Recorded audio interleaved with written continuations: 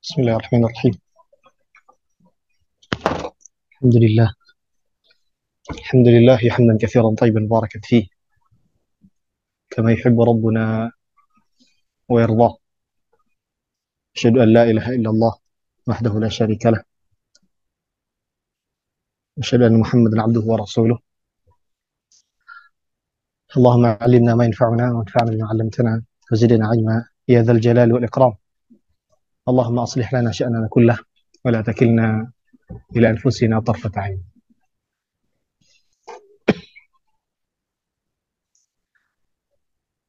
أخواتي في الدين، عزنا الله وإياkum, dan semoga senantiasa dirahmati Allah Subhanahu wa taala. Kita bersyukur kepada Allah Subhanahu wa taala atas segala macam nikmat yang Allah Subhanahu wa taala sudah berikan. Nikmat iman, nikmat Islam, nikmat kesehatan, dan berbagai macam nikmat. Dan juga kita anturkan pujian-pujian kita kepada Rabbuna Rabbul Izzati wal Jalalah, satu-satunya zat yang berhak untuk dihanturkan segala pujian tersebut. Kemudian salat serta salam semoga senantiasa tercurahkan kepada Rasulullah SAW, satu sosok yang membawa manusia dari gelapnya kejahilan menuju terangnya Islam. Allahumma salli ala Muhammad wa ala ali Muhammad. Satu salawat yang kita sampaikan, yang kita hanturkan untuk Rasulullah SAW akan berbalas 10 salawat atau 10 rahmat dari Allah Subhanahu wa taala. Sebagaimana sabda Nabi Muhammad SAW, "Man shalla alayya salatan," barang siapa bersalawat kepadaku satu kali, sallallahu alaihi biha asyara. Allah Subhanahu wa taala akan bersalawat kepada hamba tersebut, kepada orang yang bersalawat tadi, yang maknanya adalah memberikan rahmat kepada orang tadi 10 kali.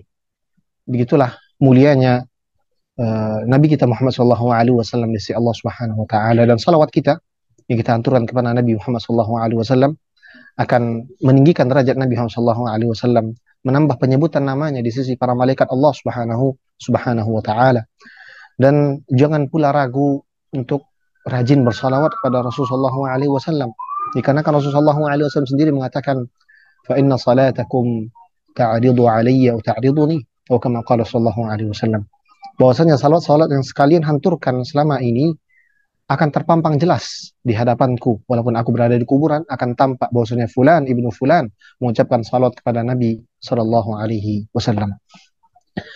Kemudian pula kami mengingatkan untuk diri kami pribadi dan juga seluruh akhwat yang hadir di majelis ini agar senantiasa mengikhlaskan niat, meluruskan niat dalam menuntut ilmu.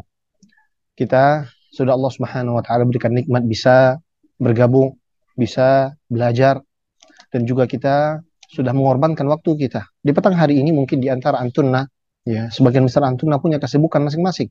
Ada yang harus mengurus anak dan suaminya, ada yang mengurus jualan-jualannya, dan ada yang harus pulang dari kerja.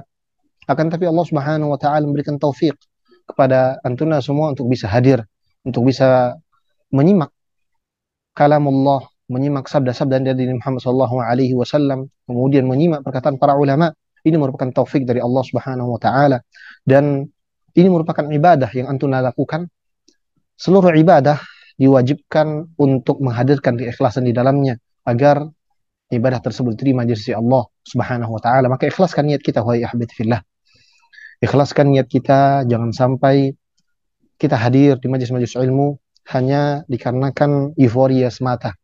Jangan dikarenakan paksaan dari musyrifah misalnya, atau paksaan dari halaqah yang wajib dan ada absen nantinya. Itu hanyalah penolong dan wasilah untuk kita semakin bersemangat dalam menuntut ilmu. Adapun tentang pribadi yang hadir majelis-majelis ilmu, maka hendaknya mereka benar-benar mengikhlaskan niat, karena sudah mengorbankan segala hal yang mungkin mereka bisa kerjakan, akan tapi mereka luaskan waktunya untuk bisa belajar. Maka jangan sampai capek, lelah, waktu kita yang kita gunakan, yang kita berikan untuk menuntut ilmu ini sia-sia begitu saja, tidak terima oleh Allah Subhanahu wa taala. Mungkin ilmu akan kita dapatkan, mungkin maklumat akan sampai kepada ke dalam hafalan-hafalan kita. Akan tetapi keberkahan ilmu yang harusnya itu yang kita cari tidak kita dapatkan dikarenakan tiada keikhlasan di dalam hati kita tersebut. Semoga Allah Subhanahu wa taala mengikhlaskan niat para penuntut ilmu, mengikhlaskan niat pembicara, dan juga mengikhlaskan niat orang-orang mendengarkan majelis ini. Kemudian, alhamdulillah, kita masih bersama dengan Al-Imam An-Nawawi rahimahullah ta'ala dalam mengkajian kitab beliau, satu kitab, satu karya yang fenomenal dari beliau rahimahullah. Di dalamnya terdapat tuntunan, kemudian penjelasan-penjelasan tentang bagaimana harusnya seorang mukmin, harusnya seorang pembaca Al-Quran, seorang penghafal Al-Quran berakhlak, bermuamalah dengan Al-Quran. Kita sampai pada bab atau fasal yang berkaitan dengan 3 pembahasan.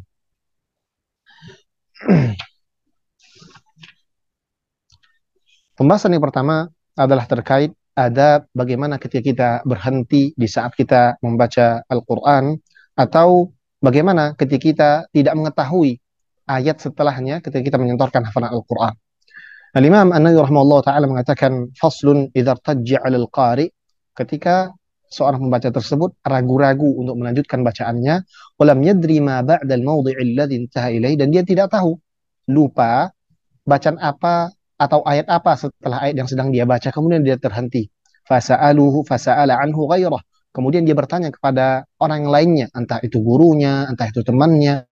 Fayanbaghi an yata'addaba bima jaa'a an Abdullah bin Mas'ud, hendaknya orang yang ditanyai ini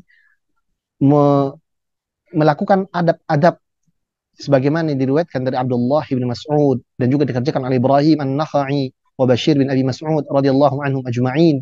Sebuah adab bagaimana respon dari orang yang ditanya ketika ada yang bertanya tentang kelanjutan sebuah ayat. Qalu idza sa'ala ahadukum akhahu an ayah falyaqra ma qablaha thumma yaskut wa la yaqulu kaifa wa kadza fa innahu yulabbisu alaih. Hendaknya ketika salah seorang di antara kalian bertanya kepada saudaranya yang lain terkait satu ayat atau sambungan dari satu ayat yang ia lupa, hendaknya dia menjawab dengan bertanya ayat sebelum ayat yang dia tanyakan. Iqra ayah qabla hadha, atau baca ayat sebelum ini. Apa ayat sebelum ini? Kalau dia tahu, maka dia sambung. Kalau dia tidak tahu, dia diam saja tanpa perlu bertanya dan sebagainya. Seorang penyarah dari kitab dari kitab At-Tibyan ini menjelaskan bahwasannya yang dimaksud dari bab ini adalah hendaknya kita beradab ketika kita dipertemukan dengan keadaan dan kondisi yang seperti ini. Misal, antuna sedang berada di antuna seorang pengajar atau musyrif atau apapun itu. Kemudian atau orang tua, ya, antuna sebagai orang tua, sebagai ibu. Kemudian anak antuna atau murid antuna sedang membaca atau menyetorkan hafalan Al-Quran. Dia lupa apa kelanjutan ayat, misalnya qul huwallahu ahad, lanjutan ayatnya dia lupa. Kemudian dia bertanya kepada antuna, ma, umi, ustazah, kak, apa kelanjutan ayat ini? Qul huwallahu ahad setelahnya apa? Kita sebagai orang ditanya, dan bentuk adab ketika kita mendengarkan pertanyaan seperti ini, dan ini bentuk adab kita kepada Al-Quran terhadap kalamullah, adalah tidak bertanya dengan pertanyaan-pertanyaan yang menilik atau mendesis. Maksudnya apa? Jangan ditanya, kenapa? Nggak hafal nanti? Mana? Nggak murojaah ya? Ini adalah bentuk adab kita kepada Al-Quran. Kenapa demikian? Dikarenakan disampaikan oleh Imam An-Nawawi rahimahullah ta'ala, fa'innahu yulabbisu alaih. Dikarenakan ditakutkan kalau ada pertanyaan-pertanyaan seperti ini keluar dan muncul, takutkan akan terpengaruh atau akan lebih terganggu hafalan dari orang ini. Ini sebenarnya lebih tepat ya dilaksanakan ketika orang tersebut berbicara dengan bahasa Arab. Dikarenakan apa? Dikarenakan ketika dia mengucapkan kalimat-kalimat ini, ditakutkan akan disangka oleh orang yang bertanya bahwa lanjutan ayatnya adalah apa yang dia katakan tadi. Fakaifa, kaifada, dan tahafidh, bahkan kau tidak hafal gini. Ditakutkan akan terjadi iltibas, akan terjadi kerancuan di dalam dari hafalan orang yang bertanya tersebut. Yang bisa kita ambil dari fasal ini atau bab ini adalah bagaimana para ulama, bagaimana para salaf kita dahulu sangat beradab terhadap Al-Quran ini. Bahkan ketika ingin menjawab ayat-ayat yang dilupakan oleh murid-muridnya dan sebagainya, mereka akan terus menjaga adab terhadap Al-Quran. Jangan sampai bertanya dengan hal-hal aneh. Seakan-akan Al-Quran ini sesuatu yang telah dilupakan oleh orang yang bertanya tadi atau lain sebagainya. Adab ini masih bersambung pada fasal selanjutnya atau pada pembahasan selanjutnya. Bagaimana para ulama, bagaimana para salafun salih menjaga betul-betul adabnya terhadap Al-Quran. Bahkan untuk menukilkan ayat-ayat Al-Quran, mereka memiliki beberapa batasan. Jangan sampai mengatakan hal ini. Ini tentunya dalam bab adab, bukan bab halal dan haram. Ini bab adab. Sebagaimana yang sudah kita tekankan di jauh-jauh hari pada setiap pertemuan kita katakan bahwa yang sedang kita pelajari ini, ahibati fillah, akhwati fiddin, dengerin ini. Bahwasanya sedang kita pelajari ini bukan tentang hukum-hukum fikih saja, bukan tentang halal, bukan tentang haram untuk lakukan ini, bukan tentang itu. Kita sudah melampaui step ini. Kita tetap mengajarkan, kita tetap akan menyampaikan bahwasanya ini halal dilakukan dan ini haram pada hal-hal yang mesti disampaikan. Akan tapi yang sedang kita bahas ini adalah tentang afdaliyah, tentang bagaimana keutamaan, bagaimana amalan yang utama, apa saja akhlak-akhlak yang lebih utama untuk dilakukan seorang pembaca Al-Quran, seorang penghafal Quran, seorang pembelajar Al-Quran terhadap Al-Quran kalamullah itu sendiri. Jadi kalau misalnya kita dapatkan pada setiap pembahasan kita, pembahasan-pembahasan yang dia tidak terjatuh pada hal-hal yang haram, tidak terjatuh pada hal yang makruh, akan tapi kita sebagai seorang mukmin, sebagai seorang membaca Al-Quran yang senantiasa berinteraksi dengan Al-Quran, haruslah memilih perbuatan-perbuatan atau tingkah-tingkah yang memang itu adalah perbuatan yang terbaik, muamalah terbaik kita kepada kalam Allah. Sebagaimana kita ketahui di awal pembahasan di kitab ini, bahwasanya siapapun yang bisa memuliakan Al-Quran, maka Al-Quran tersebut akan memuliakannya. Sebagaimana ilmu dan sumber ilmu semuanya adalah Al-Quran. Maka yang kita pelajari adalah kita memprioritaskan perbuatan-perbuatan yang lebih afdal dibandingkan yang lainnya. Bukan berarti kalau ada hal-hal lain, kalau ada perbuatan-perbuatan ini diharamkan atau ini dibenci, tidak demikian. Akan tapi kita meniru para salaf. Kita meniru bagaimana para ulama beradab dengan Al-Quran. Karena perbuatan mereka inilah, karena akhlak mereka inilah, karena muamalah mereka inilah dengan Al-Quran, mereka menjadi orang-orang yang ikhlas. Mereka tetap hidup dan harum namanya walaupun mereka sudah meninggal ratusan tahun yang lalu. Dikarenakan ada keikhlasan mereka dalam memuliakan kalamullah. Ketika Allah Subhanahu wa taala melihat kejujuran seorang, ketika ia pandai untuk memuliakan apa yang Allah Subhanahu wa taala muliakan, dan ini kalamullah berkaitan dengan Allah Subhanahu wa taala. Dan Allah tahu, Maha mengetahui isi hati setiap hamba. Ketika Allah Subhanahu wa taala melihat ini orang benar-benar jujur dalam memuliakan Al-Quran, maka Allah Subhanahu wa taala tentu akan memuliakan orang tersebut. Dan bahasan kita terkait dengan hal ini. Bagaimana kita memilih perbuatan-perbuatan yang baik, perbuatan-perbuatan yang afdal, perbuatan-perbuatan yang lebih mulia dibandingkan perbuatan-perbuatan yang lainnya. Bukan berarti yang lain tersebut adalah haram. Tidak sampai terkadang pada masalah haram. Allahu a'lam. Beliau melanjutkan fasal bagaimana adab ketika kita ingin menukilkan kalamullah sebagai dalil dalam pembicaraan kita. Beliau mengatakan, "Idza arada an yastadilla bi ayatin falahu an yaqul qala Allah Ta'ala kadza." Ketika seorang ingin berdalil atau menyebutkan ayat-ayat dari dalam Al-Quran sebagai dalil atas ucapannya, hendaknya dia mengatakan qala Allah Ta'ala kadza. Hendaknya dia mengatakan Allah Subhanahu wa taala berfirman, kemudian menyebutkan ayat yang ingin dia nukilkan. Walahu an yaqul, dan boleh juga dia mengatakan Allah taala yaqulu kadza, Allah Subhanahu wa taala berfirman, ya. Wala karahata fi syai'in min hada, dan tidak ada tidak ada yang makruh pada ucapan-ucapan seperti ini. Hadza huwa sahihul mukhtar alladhi alaihi amalus salaf. Inilah perbuatan yang dipilih oleh sebagian besar para salaf, yaitu mengatakan qala Allah taala atau Allah taala yaqul. Ini tidak menjadi masalah. وروي ابن أبي داود عن مطرف عبد الله بن شخير التابعي المشهور لا تقولوا إن الله تعالى يقول ولكن قولوا إن الله تعالى قال.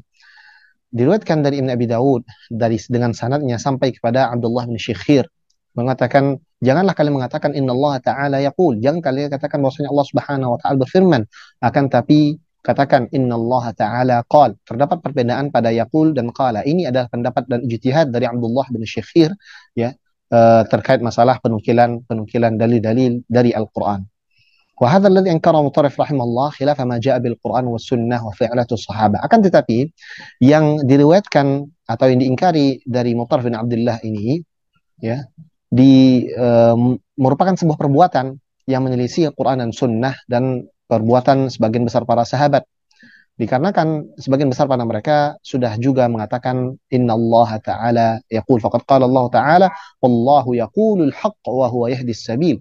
Dalil yang mereka katakan adalah Allah Subhanahu wa taala sendiri mengatakan dalam Al-Qur'an wallahu yaqulu, tidak mempermasalahkan qala atau yaqulu. Di dalam Quran terdapat ayat yang mengatakan wallahu yaqulul haqq. Ya, dengan begini maka diperbolehkanlah mengucapkan innallaha ta'ala yaqul. Kemudian di paragraf-paragraf selanjutnya, Al-Imam An-Nawawi rahimahullah taala menukilkan beberapa athar dari para salaf.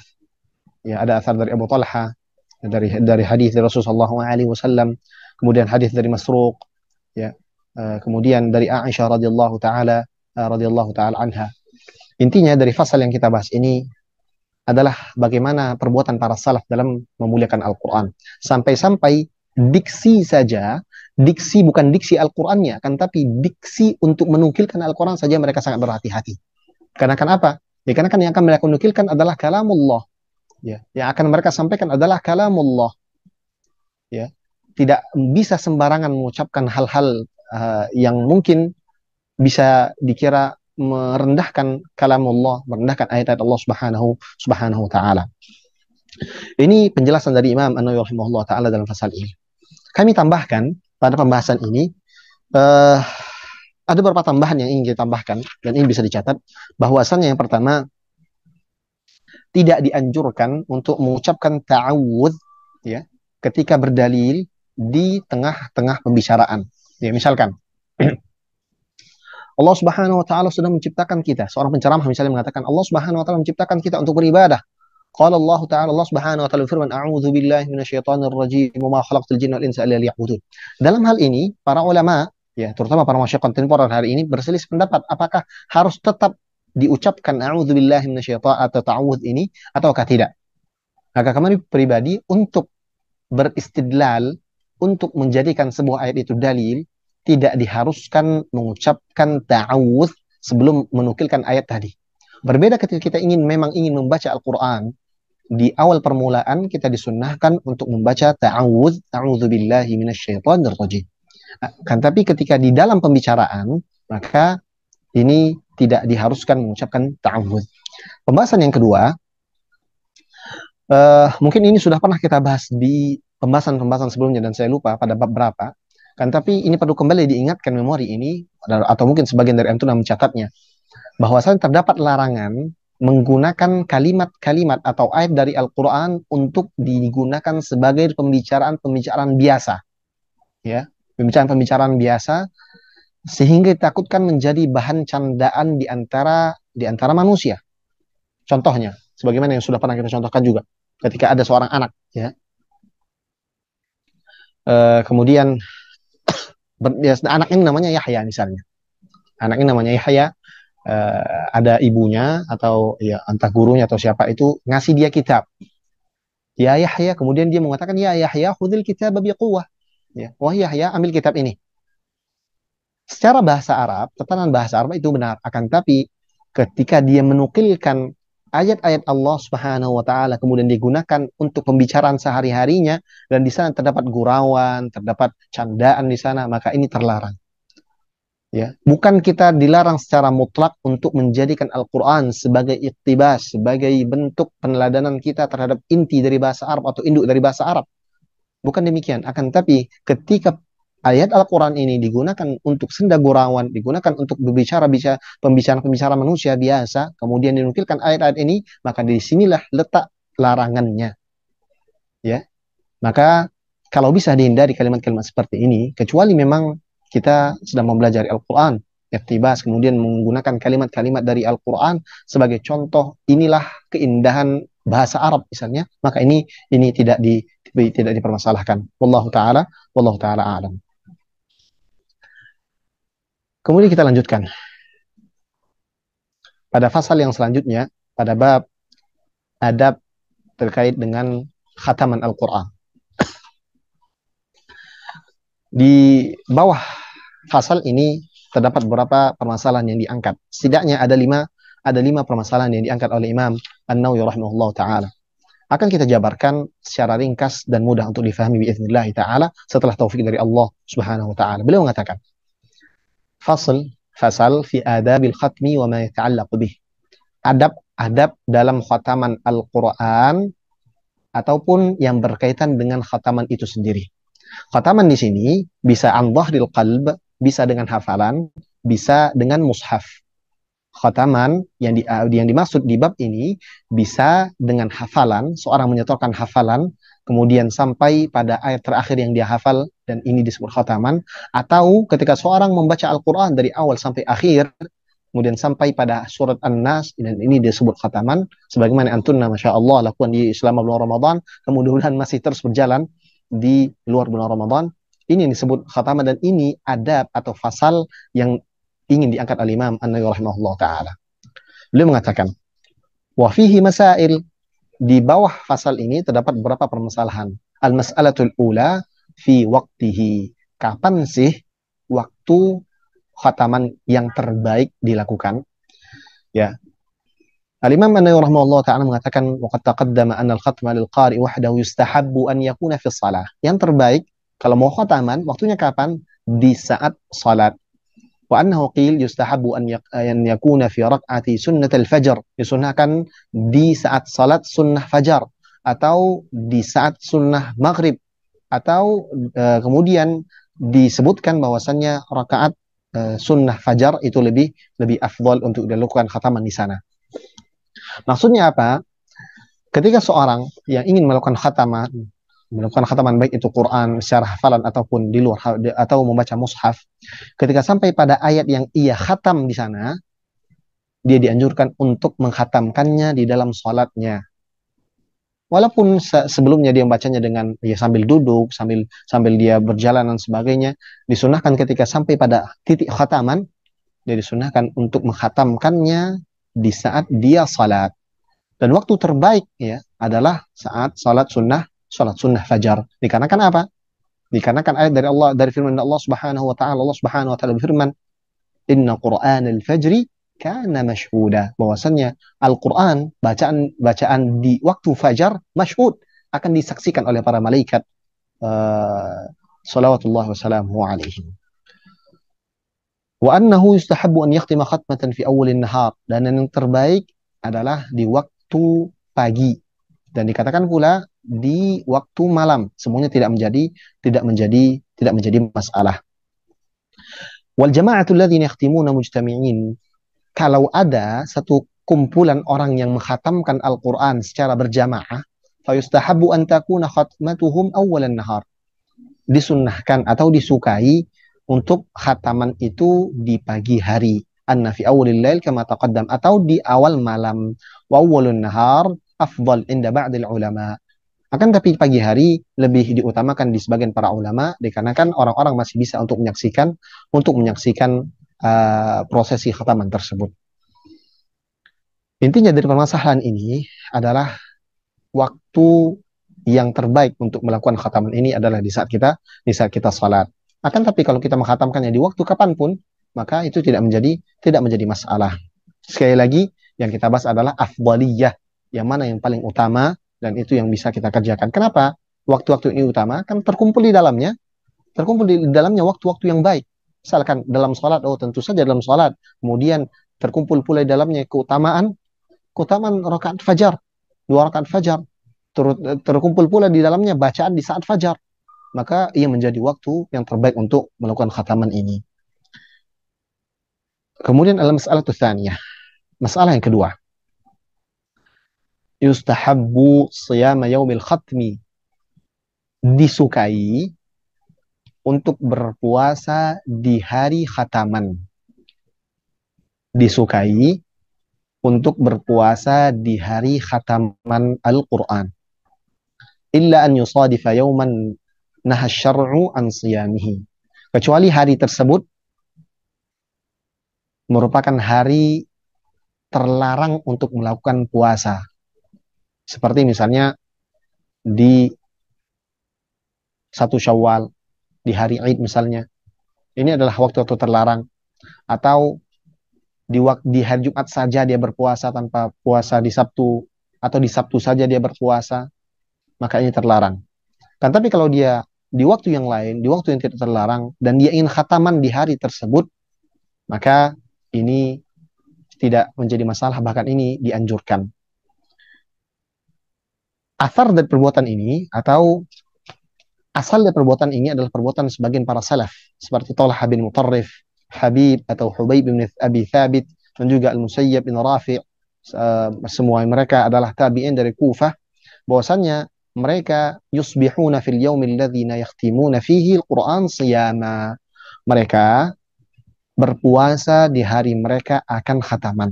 Artinya kalau ada yang melakukan hal ini untuk menambah keberkahan khataman mereka, maka ini tidak menjadi masalah dan mereka punya salaf yang melakukan hal tersebut.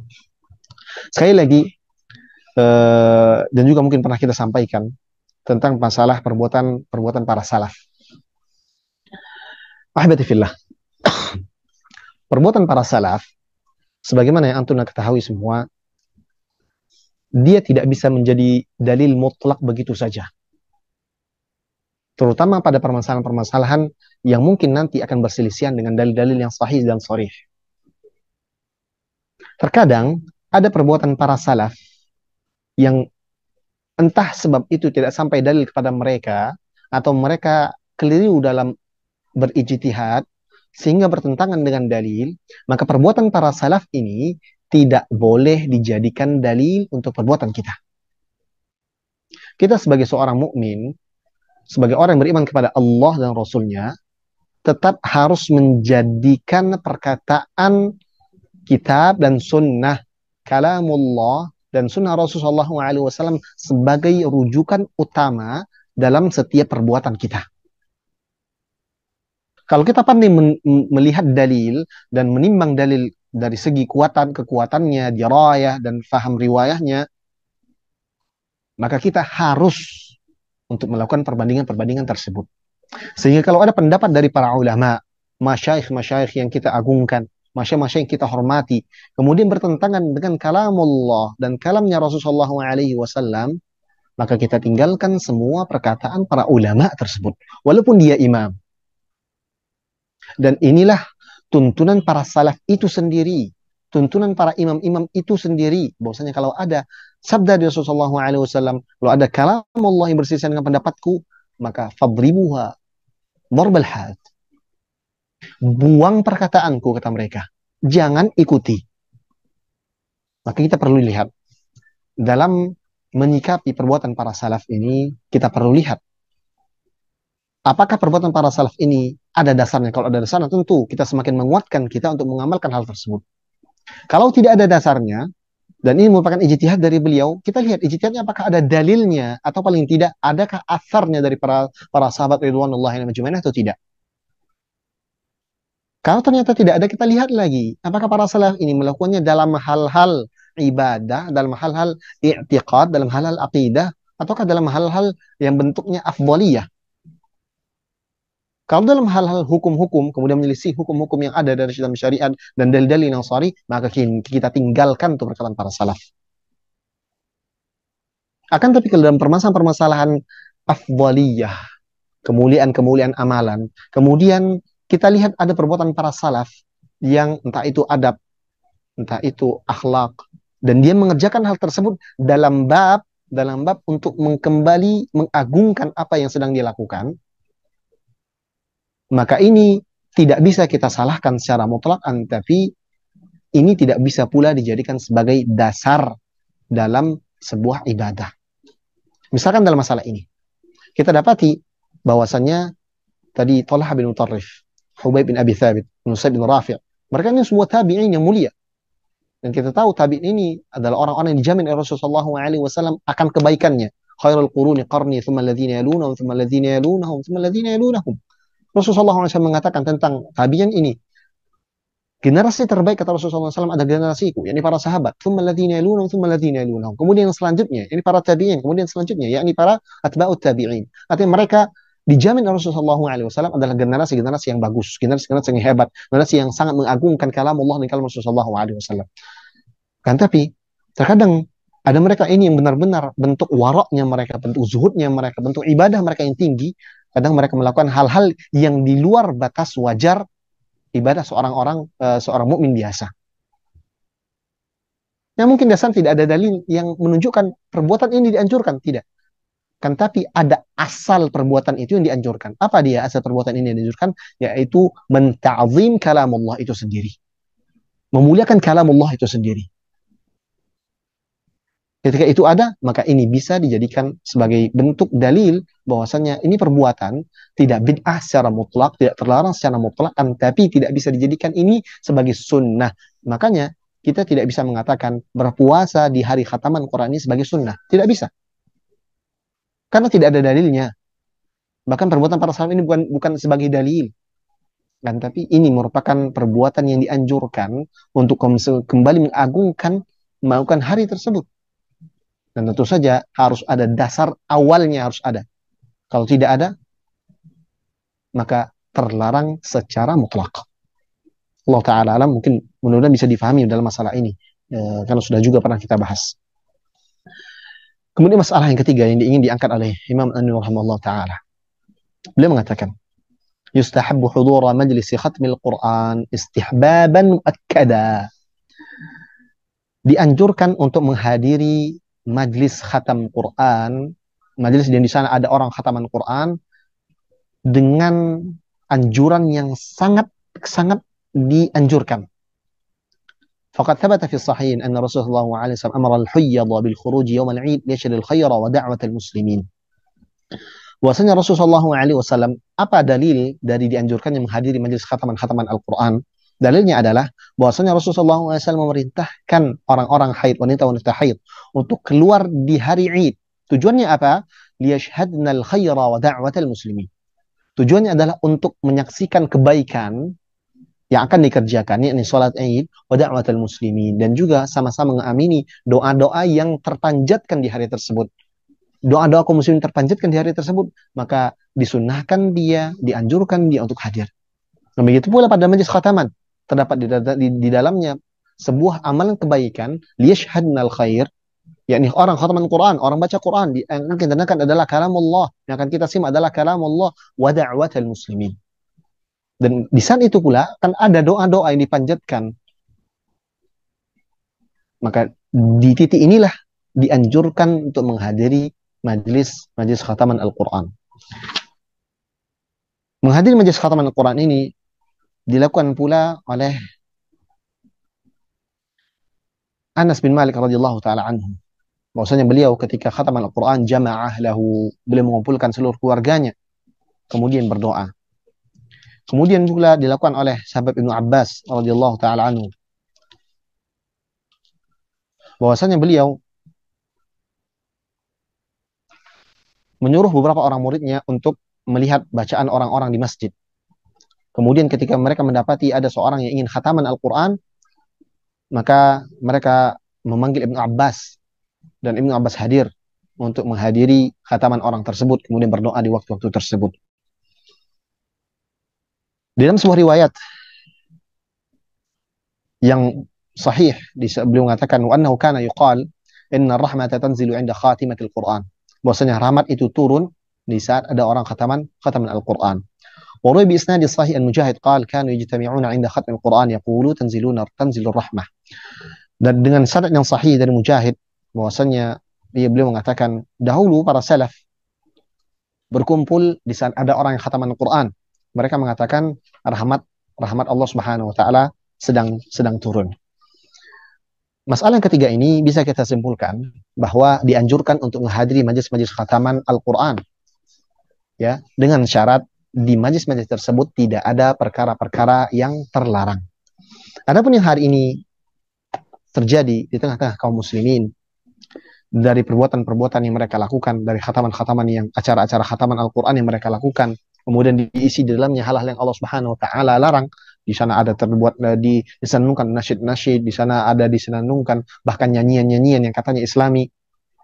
Kemudian di sana ada hal-hal yang Allah Subhanahu Wa Taala haramkan, maka ini tentu sudah keluar dari koridor syariat.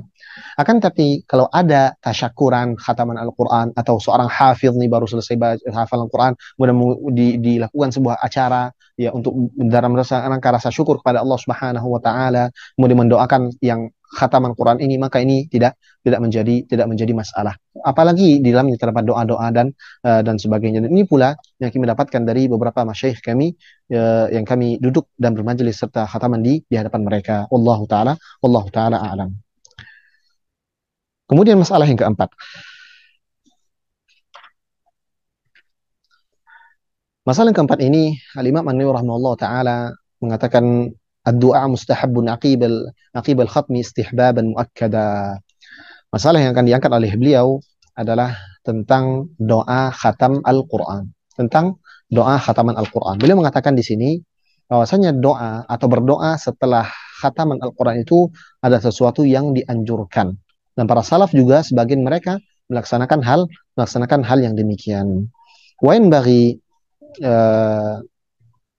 Wain bagi an yulihha fid du'a. Dianjurkan ketika berdoa tersebut untuk benar-benar merengek, betul-betul berharap besar kepada Allah Subhanahu wa taala. Wa an yad'a bil umuril muhimmah, hendaknya dia berdoa pada perkara-perkara yang penting, terutama perkara-perkara akhiratnya. Wa nikthara fi dzalika fi salahil muslimin, dan juga memperbanyak doa di dalamnya untuk kebaikan kaum muslimin, wa salahil sultanihim, dan mendoakan pemimpin-pemimpinnya, wa sa'ira ulati amril muslimin, dan juga orang-orang yang memampu urusan-urusan kaum muslimin. Kemudian di bawahnya Al-Imam An-Nawawi rahimahullah taala menukilkan beberapa nas-nas atau beberapa diksi-diksi doa. Ya mungkin antuna kalau bisa kalau ada terjemahannya bisa membaca terjemahannya, dan ada di sana terletak teks doanya yang disampaikan oleh Imam An-Nawawi rahimahullah taala. Dalam permasalahan khatam Al-Quran ini, ahibati fillah, terdapat perbedaan para ulama, terutama khataman Al-Quran yang dilakukan di saat salat. Dan mungkin antuna sudah lihat di beberapa masjid di daerah antuna mungkin ada, ya, terutama yang masjid-masjid yang memang mengejar khataman selama bulan Ramadan misalnya, entah itu di akhir bulan Ramadan ya atau di pertengahan bulan Ramadan dan lain sebagainya. Dan juga yang kita lihat di dua haramain, Masjidil Haram dan Masjid Nabawi, ada khataman di malam, biasanya malam ke-29 atau malam ke-30. Mereka khataman, kemudian nanti di rakaat terakhir setelah khataman mereka mengangkat tangan kemudian berdoa dengan doa khataman Al-Qur'an yang cukup panjang. Dalam permasalahan ini, habibti fillah, tentu saja terdapat perbedaan para ulama, ya, dan para masyayikh di zaman kini pun berbeda dalam masalah ini. Dalil mereka ada yang sama dan ada yang berbeda. Termasuk dalil Anas bin Malik radhiyallahu taala anhu ini, mereka jadikan sebagai dalil disunnahkannya untuk berdoa setelah khataman. Akan tetapi zahir dari dalil ini terjadi di luar waktu salat. Dan begitu pula dalil-dalil yang lainnya. Ada pendapat yang kami condong di dalamnya adalah tidak dianjurkannya untuk doa khataman Al-Quran di dalam salat. Dengan dalil-dalil yang sudah dijelaskan, dan atau mungkin ada penjelasan yang lebih rincinya nanti kalau bisa ada waktu kami akan sampaikan, atau mungkin kami kirimkan penjelasan yang sudah pernah kami tulis. Tidak dianjurkannya untuk berdoa doa khataman Al-Quran, ya, di waktu salat. Adapun ketika kita menjadi jamaah salat, maka kita punya dua pilihan. Kita bubaran dulu, atau kita memisahkan diri dari imam. Artinya bukan di saat salat, ya. Artinya sebelum rakaat khataman itu dilakukan, kita sudah berpisah dari imam. Atau yang kedua, kita mengikuti imam. Maka dua-duanya tidak tercelah. Yang pertama, dia tetap akan mendapatkan pahala salat bersama imam semalam suntuk, ya, sebagaimana hadis Rasulullah SAW, man shalla ma'al imam hatta yansarif kutiba lahu salata lailah atau kama qala sallallahu alaihi wasallam.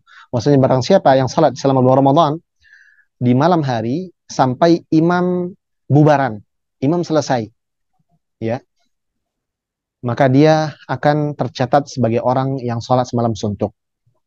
Kalau kita tadi mengambil cara yang pertama adalah memilih berpisah dari imam, kemudian imamnya mengucapkan atau berdoa dengan doa khatmil Quran, maka Syekhuna Syekh Sulaiman Ruhaili rahimahullah hafizahullah mengatakan beliau orang ini yang berpisah tadi ini tetap mendapatkan pahala salat semalam suntuk. Adapun orang yang ingin tetap ikut bersama jamaah dan ini asalnya yaitu ikut tetap bersama jamaah, maka ini tidak menjadi masalah dan tidak ada aib pada kedua cara ini. Wallahu taala a'lam. Kemudian masalah yang terakhir,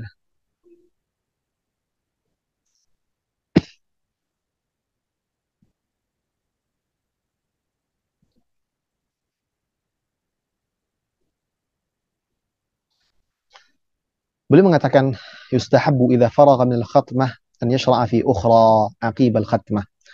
Hendaknya ketika seorang yang sudah khataman Al-Qur'an dia langsung melaksanakan bacaan selanjutnya. Artinya atau lanjut membaca dengan bacaan selanjutnya, ngulang lagi dari awal. Ya. Wahtajju fihi bi hadithi Anas. Mereka berdalil dengan hadis Anas radhiyallahu taala anhu bahwasanya Rasulullah SAW bersabda, khairul a'malil hallu war rahlah. Bahwasanya sebaik-baik amalan adalah yang senantiasa berkesinambungan tanpa ada jeda. Waqila wa ma huma, ditanyakan apa yang maksud dari al-hal wa rihlah tersebut, beliau mengatakan iftitahul Qur'an wa khatmu, memulai membaca Al-Qur'an dari awal dan juga mengkhatamkan Al-Qur'an. Artinya di masalah yang perlima ini adalah anjuran ketika selesai khataman Al-Quran adalah langsung melanjutkan bacaannya atau mengulang bacaannya dari awal. Kalau itu khataman Al-Quran dari bacaan Al-Quran kita melalui mushaf misalnya, maka hendaknya dia uh, hendaknya dia langsung memulainya tanpa ada jeda atau bersenang-senang dan sebagainya, langsung mengulangnya dari awal lagi dan begitu seterusnya sehingga tidak ada waktu senggang kita, tidak ada waktu libur kita dari membaca Al-Quran. Kalau untuk orang yang khataman hafadan Al-Quran, hendaknya dia langsung untuk beralih kepada qiraah selanjutnya atau bacaan selanjutnya, dan ini dianjurkan oleh sebagian para masyayikh kita ketika selesai dalam satu qiraah dan sudah khataman di qiraah satu, maka langsung lanjutkan dengan qiraah yang lainnya sehingga semangat khataman itu tadi masih bisa terbawa sehingga terus menerus bersama dengan Al-Qur'an. Wallahu taala a'la wa a'lam. Inilah tiga permasalahan atau tiga fasal yang ingin disampaikan oleh Imam An-Nawawi rahimahullah taala, yaitu terkait dengan adab bagaimana ketika berhenti dalam baca Al-Quran, bagaimana pula adab ketika ingin berdalil atau menukilkan dalil-dalil dari Al-Quran, dan juga beberapa permasalahan dalam adab khataman Al-Quran. Semoga pembahasan kita pada petang hari ini bisa membuahkan amalan, ya, dan banyak sekali yang bisa kita amalkan dari pembahasan ini. Pembahasan kali ini bukan hanya permasalahan-permasalahan fikih, ya, bukan hanya permasalahan fikih, tapi permasalahan yang bisa langsung kita kerjakan. Misalnya khataman Al-Quran, ya, mungkin sebagian antun ada yang sudah mau khataman lagi setelah bulan Ramadan, maka bisa laksanakan hal-hal yang seperti ini. Tayyib, kami rasa cukup sesi materi kita pada petang hari ini. Semoga yang sedikit ini bisa bermanfaat. Yang bermanfaat ini bisa menjadi amal timbangan kebaikan kita di hadapan Allah Subhanahu wa taala. Mungkin kita masih ada sisa waktu.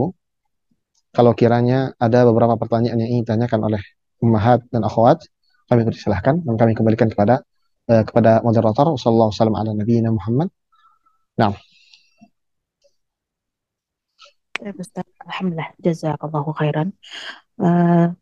Kemudian kita buka sesi tanya jawab. Kami persilakan kepada umahat yang ingin mengajukan pertanyaan. Silakan raise hand. Tafadholi umahat.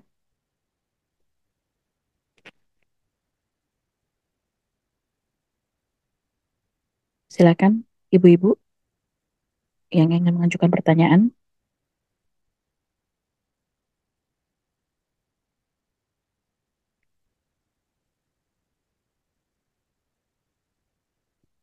Ada ibu-ibu? Ya, tafadholi Uti Eliza Astri dari teori lanjutan. Silakan. Assalamualaikum warahmatullahi wabarakatuh, Ustaz.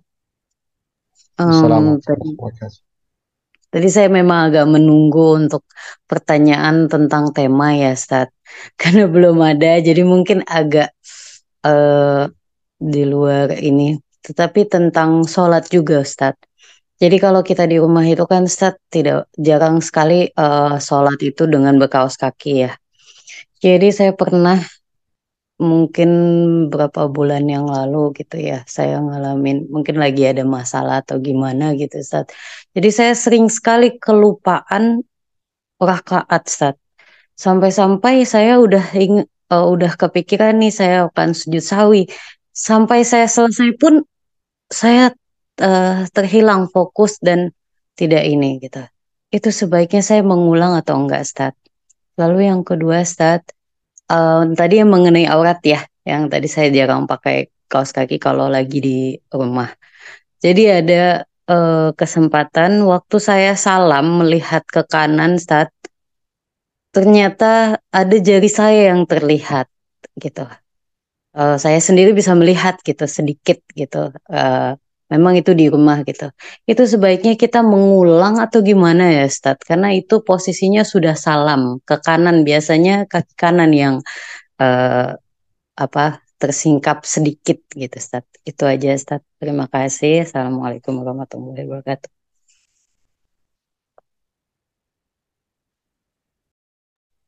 Assalamualaikum warahmatullahi wabarakatuh.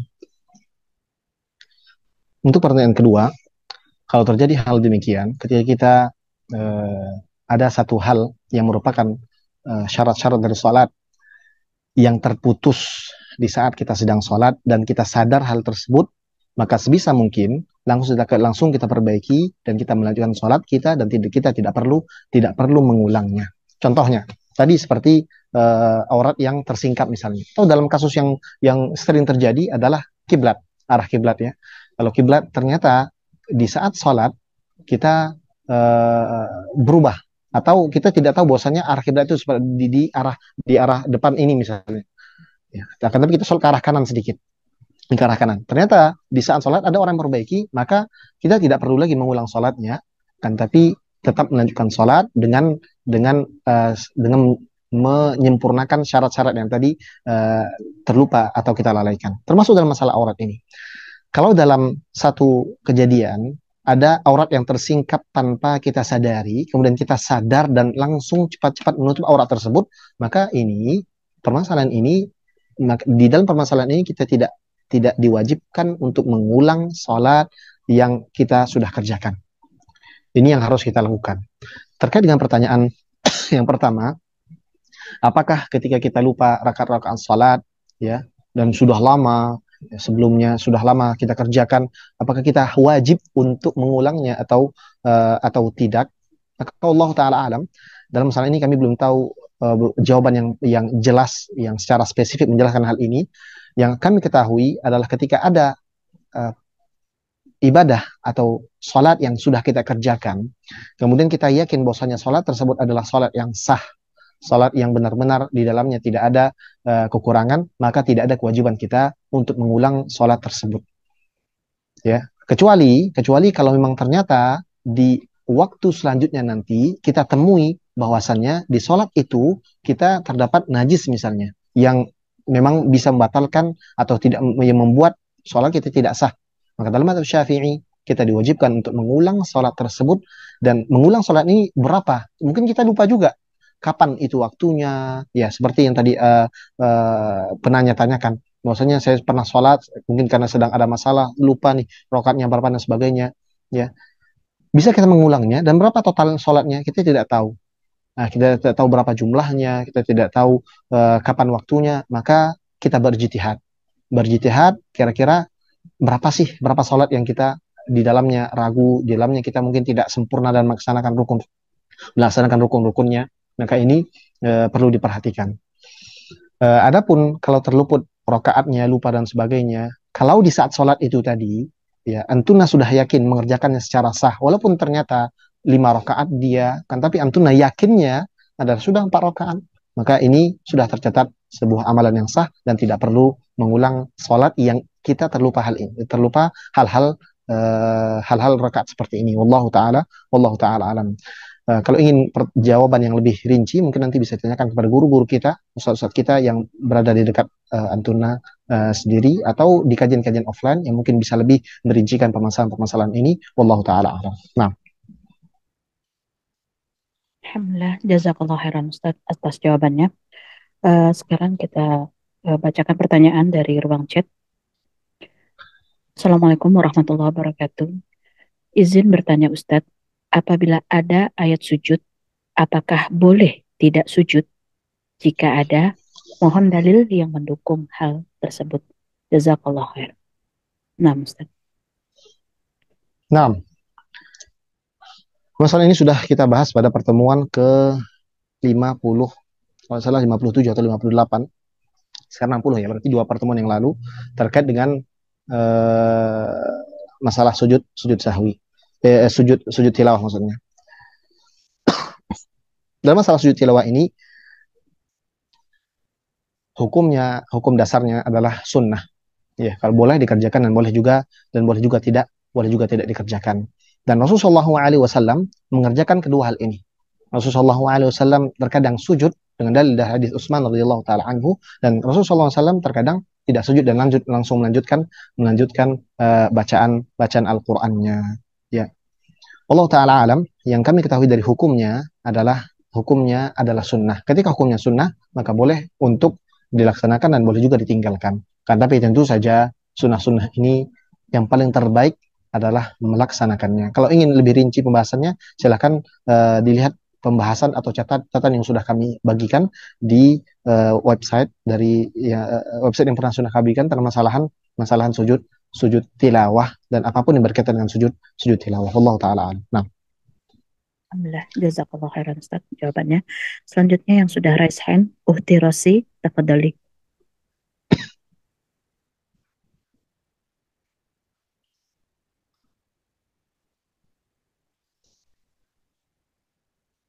Silahkan Uhti Rosi.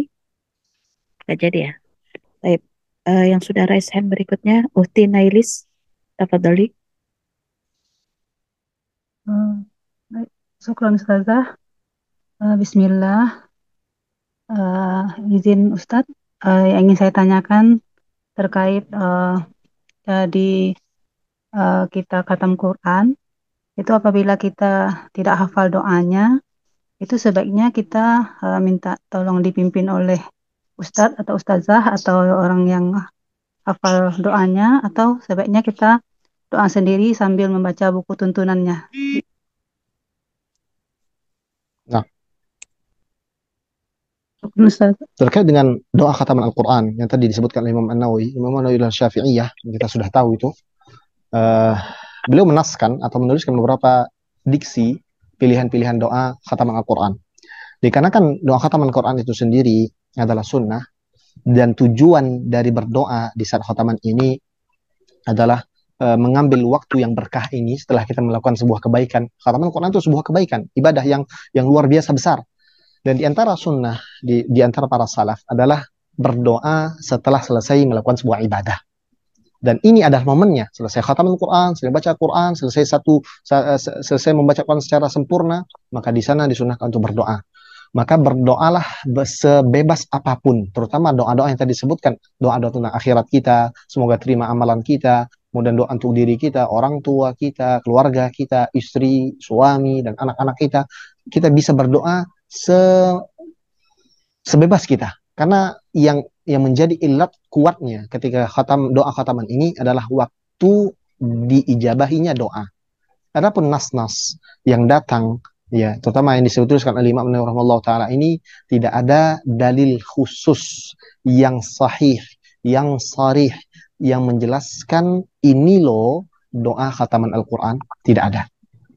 Makanya mungkin tertulis di banyak Quran-Quran Indonesia yang saat ini tersebar, ya, saya lupa diksinya, itu tidak ada dalil yang secara khususnya. Kan tapi para ulama menuliskan doa-doa tersebut adalah untuk memudahkan awam untuk membaca doa-doa tersebut, sehingga doanya tidak kemana-mana, ya, doanya kepada inti, kepada sesuatu yang lebih diprioritaskan. Ini maksud dari adanya diksi-diksi doa dari hal tersebut. Kan tapi kalau memang tidak bisa, tidak hafal, kalau memang ada apanya, ada catatannya, maka diperbolehkan untuk berdoa sambil melihat catatan. Kalau memang tidak ada, boleh kita berdoa sendiri apapun yang kita inginkan. Dan boleh pula mungkin ada guru di sana yang berdoa kemudian kita mengaminkan, ini tidak menjadi masalah. Ya, wallahu taala a'lam. Alhamdulillah, jazakallah khairan Ustaz atas jawabannya. Selanjutnya kita kembali ke ruang chat. Ada pertanyaan. Ustadz, tadi disampaikan tidak dianjurkan menukil pendapat-pendapat ulama meskipun pendapat imam. Kita hanya boleh menukil kalamullah dan hadis Rasulullah. Tetapi banyak saya lihat rujukan-rujukan diambil dari pendapat imam atau ulama-ulama salaf. Ini bagaimana Ustaz? Baik. Ahibati fillah, akhwati fiddin. Kita tidak mengatakan terlarang atau tidak boleh atau tidak dianjurkan untuk menukilkan kalam para ulama. Kita tidak mengatakan demikian. Yang kita katakan adalah kita harus lebih mengedepankan Al-Quran dan juga sunnah Nabi Muhammad SAW. Ini yang menjadi patokan kita. Pendapat para imam, kita yakini bahwasannya mereka adalah orang-orang yang mulia, yang berbicara dengan dalil. Jangan sampai antuna mengira, atau jangan sampai kita mengira bahwasanya para imam tersebut, para masyayikh tersebut, mereka berpendapat tanpa dalil, tanpa ada Qur'annya, tanpa ada sunnahnya. La. Itu merupakan hasil istinbat, hasil istiqra' mereka. Setelah membaca banyak macam-macam dalil, ini loh pendapat yang mereka keluarkan. Mereka semua berkata, berucap berdasarkan dengan dalil. Yang terlarang adalah kita mengedepankan pendapat ulama yang kita ketahui dalilnya adalah dalil-dalil yang lemah, kemudian kita meninggalkan dalil yang sahih, yang lebih kuat, dikarenakan kita taklid kepada ulama yang satu ini. Ini, catat ini baik-baik. Khusus untuk mereka-mereka yang punya pemahaman yang cukup untuk memahami dalil. Kalau sebagian besar dari kita awam, maka para ulama mengatakan dia boleh untuk taklid. Ingat, taklid, dan tentu saja taklid maksud di sini adalah dengan mengetahui juga setidaknya dasar hukumnya atau dasar dalilnya. Ini yang dimaksudkan dengan taklid awam. Yakni dianjurkan untuk orang awam untuk mengikuti pendapat yang dia rasa lebih kuat dan ia condong pada masalah tersebut. Secara zahirnya, ya. Karena awam tidak mengetahui, dia tidak punya perangkat untuk mengetahui sahih tidaknya sebuah dalil. Sekali lagi kita tekankan, yang tidak dianjurkan adalah mengedepankan pendapat para ulama yang jelas-jelas marjuh, kemudian meninggalkan yang lebih rajih dari kalamullah dan kan Rasulullah SAW, dan juga kalam ulama yang pasti ada mendukung perkataan dari kalamullah dan Rasulullah SAW ini. Dia tinggalkan yang rajih, kemudian dia datang dan mengamalkan yang marjuh. Ini yang menjadi masalah. Sekali lagi, kita bukan anti madhab. Para salaf tidak pernah mengajarkan anti madhab. Madhab ini adalah satu metode yang baik untuk kita belajar. Kita bukan anti perkataan para ulama, la. Kita bukan anti perkataan para masyayikh dan para muhaddithin, la. Kita lihat perkataan mereka, kita bandingkan perkataan-perkataan mereka dengan dalil. Kalau ada dalilnya yang lebih sahih, kenapa kita harus meninggalkan dalil yang lebih sahih ini? Ini perkara tentang kita mengetahui tentang kekuatan sebuah dalil yang dibawakan. Dan sekali lagi, bukan ranahnya orang-orang awam. Bukan ranahnya orang-orang awam. Makanya, kalau mau sampai kepada titik tersebut, kita harus banyak belajar. Duduk di majelis-majelis ilmu, sehingga tahu, oh ini namanya sahih itu. Oh ini namanya hadits dhaif itu ini. Oh ternyata untuk mengeluarkan satu qaul, satu perkataan dari satu hukum tersebut, harus menjalankan beberapa bentuk proses. Dari mengumpulkan dalil, kemudian melihat kesahihan dalil, kesorihan dalil tersebut. kemudian harus dilihat bagaimana cara mengistinbatkannya, bagaimana mengeluarkan hukum, nanti bagaimana tahqiq manatnya. Ini semua pelajaran dalam usul fikih dan sebagainya. Ketika sudah keluar hasilnya, dan kemudian hasil ini kita ketahui berdasarkan dengan dalil-dalil yang sahih, maka tidak masalah kita menukilkan perkataan para ulama. Dan itulah yang dilakukan ribuan tahun sudah berlalu. Bukan saya yang mengatakan, para ulama yang mengatakan hal demikian. Mereka juga merujuk dengan perkataan para ulama.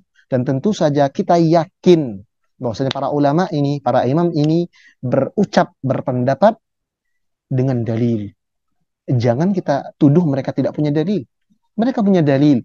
Yang menjadi titik perselisihan di kalangan para ulama adalah apakah dalil yang menjadi dasar pendapat tersebut itu sahih, atau apakah layak dia untuk menjadi dalil atau tidak. Atau benarkah pemahaman orang ini, pemahaman alim ini, pemahaman imam ini terhadap dalil tersebut atau salah.